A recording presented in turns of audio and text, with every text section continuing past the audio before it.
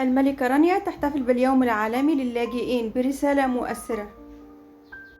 خطفت الملكة رانيا القلوب بكلمات مؤثرة خلال احتفالها باليوم العالمي للاجئين، ونشرت ملكة الأردن عبر حسابها الرسمي على إنستغرام مجموعة من الصور والتي وثقت مشاركتها في عدد من الفعاليات الإنسانية والتي ضمت مجموعة من اللاجئين.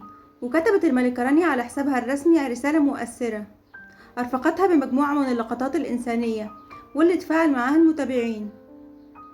رسالة الملكة رانيا في اليوم اللاجئين، وفي رسالتها كتبت الملكة رانيا: يأتي يوم اللاجئ العالمي كتذكير مؤلم بأننا ما زلنا نشهد هروبا بائسا للأشخاص من ديارهم إلى أماكن غير مألوفة، مهجرين بسبب النزاع أو تغيير المناخ أو أسباب أخرى تفطر القلب. وأضافت: عدد من الأشخاص الذين أجبروا على النزوح حول العالم وصل ل 110 مليون، وأضافت: للأزمة الحالية في السودان 2 مليون شخص إلى العدد الإجمالي الشهرين الماضيين فقط، مع استمرار آلاف السودانيين في الهروب.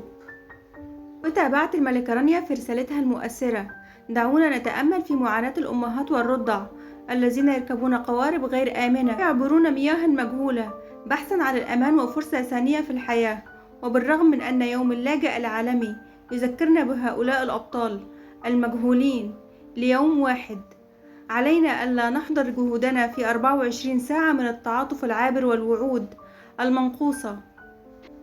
وختمت الملكة رانيا رسالتها قائلة: علينا التعامل مع اللاجئين كبشر لا كمشكلة، وأن نتذكر أن التعاطف والعقلانية لا يتعارضان، وأن الأزمات التي صنعها الإنسان يوجد مقابلها حلول يضعها الإنسان لو فقط حشدنا مواردنا وعملنا معا للتعامل مع حركة التنقل البشري التي لا مفر منها، ولنعطي أولئك 110 مليون إنسان أمل في بعدهم عن ديارهم. دي كانت رسالة الملكة رانيا في يوم اللاجئين. السلام عليكم ورحمة الله وبركاته.